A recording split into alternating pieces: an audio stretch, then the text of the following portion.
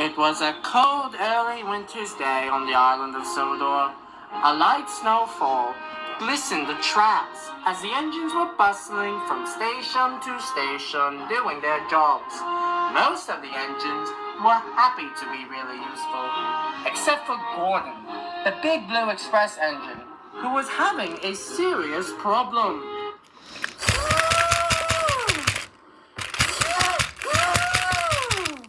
His whistle was broken. A block of ice had fallen on it a few days ago while the snow was melting and has been making strange sounds ever since. Sounds that the passengers don't like. Gordon, your faulty whistle is causing a ruckus. Absolutely. Quite right. But Gordon didn't want to do anything about his broken whistle. He thought that engines who had to get parts repaired or replaced were getting old. My whistle is fine. It alerts passengers of arrivals and departures just the same as always. And in emergencies, it will also do fine. But nobody on the platform agreed. Gordon, you need to get your whistle fixed. It's been days. I'm not taking advice from a little steam tram.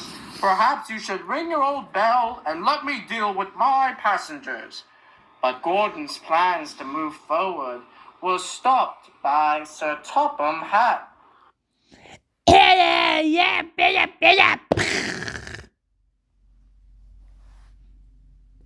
Ouch! Gordon, enough dilly-dally. Victor is waiting for you at the steamworks. As we speak, it's time you get your whistle taken care of. It's causing much confusion and delay. But, sir, sorry, Gordon. Whenever Sir Topham Hatt says goes. And Gordon knew Toby was right.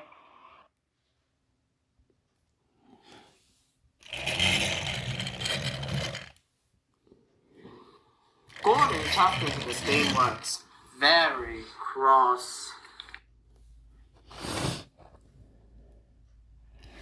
And yes, the professor has to have a he who is more wise heaven.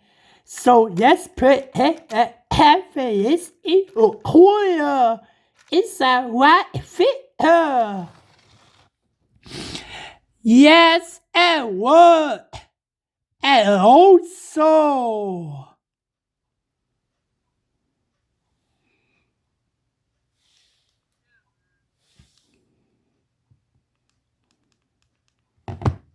Well, Gordon, Sir Topham Hatt tells me your whistle isn't working properly. I don't see the problem. But what he says goes, I suppose. Well, why don't you show me it?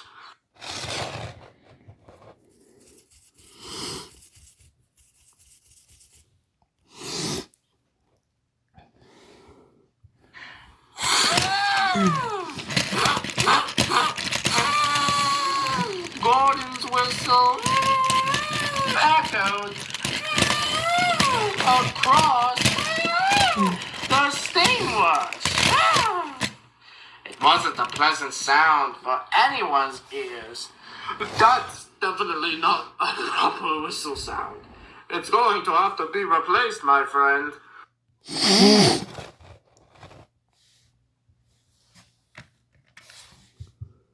Replaced? Oh, the indignity. Kevin, come with me. We need to go look for Gordon's new whistle. Yes, boss. Gordon was very upset that his whistle would have to be replaced. To him, getting parts replaced were the first signs of becoming an older engine. Cheer up, Gordon. Getting a brand new whistle should be an exciting experience, not one that makes you disappointed. No, Edward, it is not exciting. It is vulgar.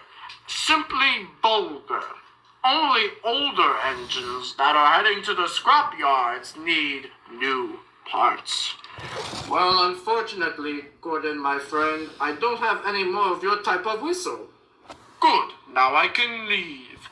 But we need to find you something temporarily. You simply cannot go around the rails with your strange sounding whistle. Well, what can you do, Victor? I need to pull the express.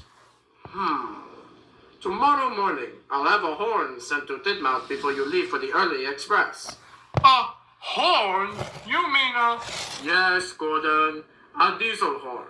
It will work just fine, and only is temporary. But Gordon didn't care. This was worse than having a broken steam whistle.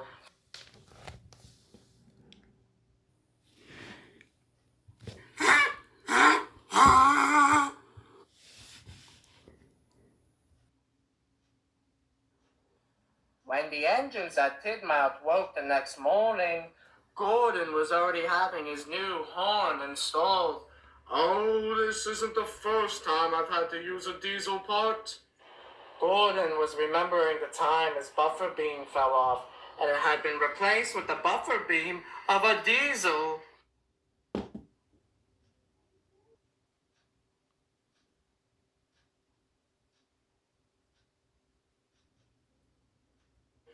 Oh, Gordon, once again, a diesel. You may not want to release steam, Gordon. Diesels do not do that. And they don't pull the express. Thomas and Percy didn't think it was funny for the engines to be so critical of Gordon's horn. It's only temporary, Gordon. Just remember that. You'll be back at your old whistle in no time. Gordon said nothing as he shoved out of the repair sheds to Nafford.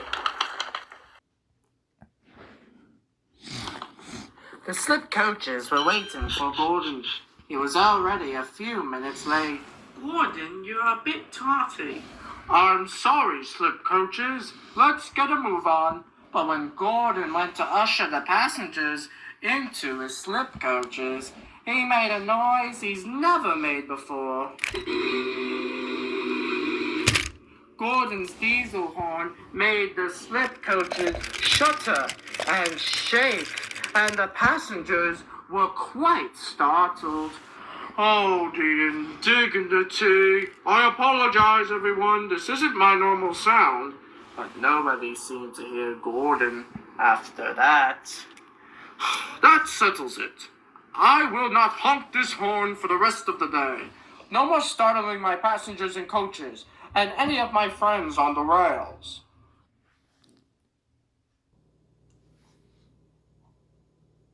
Meanwhile, Thomas was at the clay pits waiting for Bill to shunt his trucks. Okay, Bill. Remember, no tricks. I'm not going to play any tricks on you, Thomas. Friends at the docks, we work as a team. Very well. But then there was trouble. As Bill went to shunt the clay trucks behind Thomas, they gave a mighty heave and pushed Thomas beyond the switches. Bill! It wasn't me. It was those... trucks. Thomas's trucks were already down the line. Cinders and ashes. Runaway train. You best be off, Thomas. Those clay trucks could cause a major... You're already on it. Gordon had finished his morning express route to mixed reviews and was trying to rest in a siding. My passengers were not happy with me, even when I didn't honk my horn. Oh, this silly horn, this silly, silly horn. I promised I wouldn't use it all day, and I am sticking to that.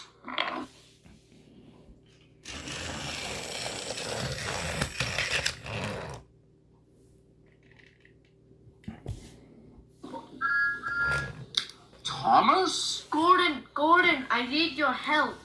What sort of help? My clay trucks have run amok. You have such a loud horn. I need you to go around and warn everybody with your horn. Sorry, Thomas, but I promised myself I would not use my horn one bit today. But this is important. Anyone could be in danger.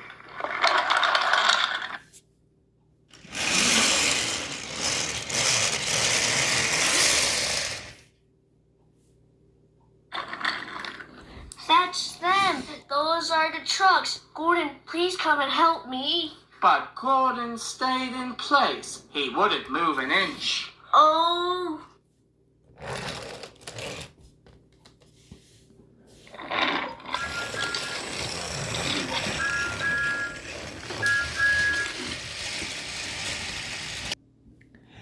And also new fans Cinders and ashes. is one of Percy's favorite catchphrases of all.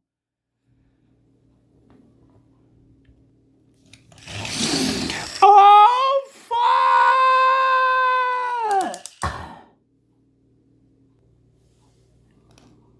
Huh?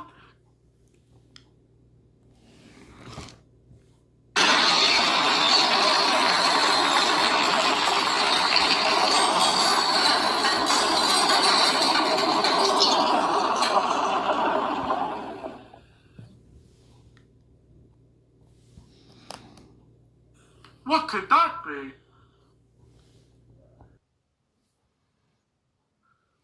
Gordon went to investigate where the loud noise had come from. He was shocked to see Oliver derailed. Oliver was on the other line. My trucks jumped the bend and hit him straight on. And now my trucks are derailed, and my front wheels are wobbling. I'm so sorry, Oliver. You couldn't hear my whistle. But you probably would have heard Gordon's horn. Oh, sir. Gordon, I understand having a diesel horn is not the ideal situation, but whistles, horns, and bells are essential to the safety of everyone on my railway. Your unwillingness to help Thomas in his time of need not only shows that you are selfish, but that you don't regard safety protocols, and that I will not stand. Yes, of course, sir. You will help clean up this mess and bring Oliver to the steamworks. Luckily for you, Victor has gotten your new whistle back in stock. Maybe now you will think of others and follow my rules.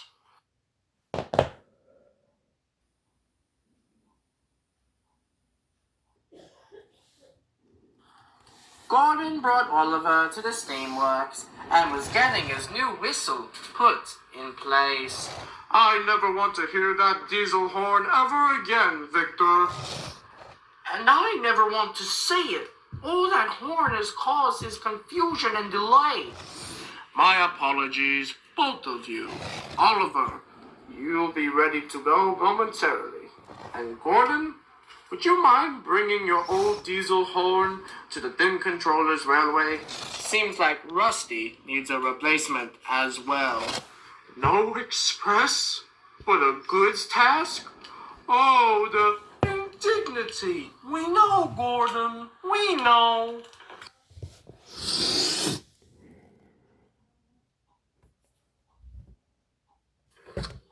As Gordon was heading home, he stopped to get a new batch of coal at Croven's gate.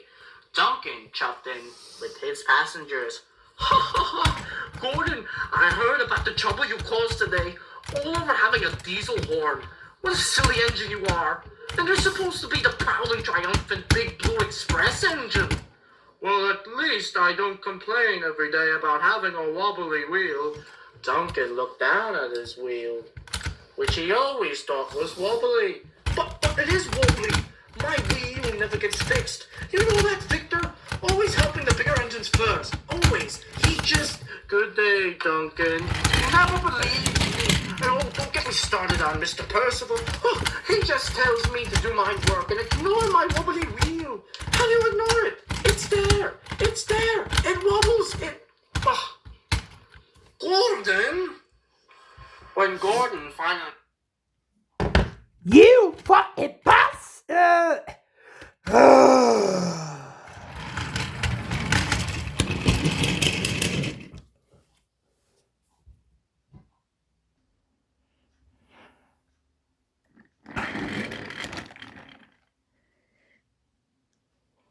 When Gordon finally returned to Titmouse Sheds, Oliver was in his berth.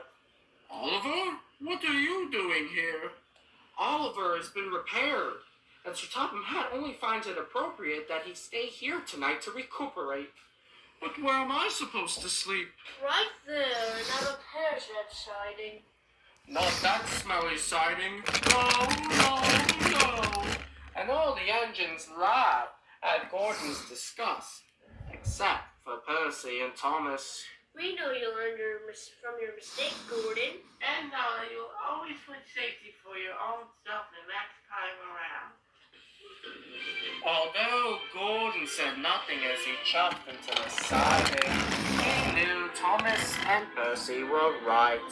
He had learned his lesson, and as long as he never saw that devious diesel horn again, he will always be careful and considerate of all on the island of Sodor.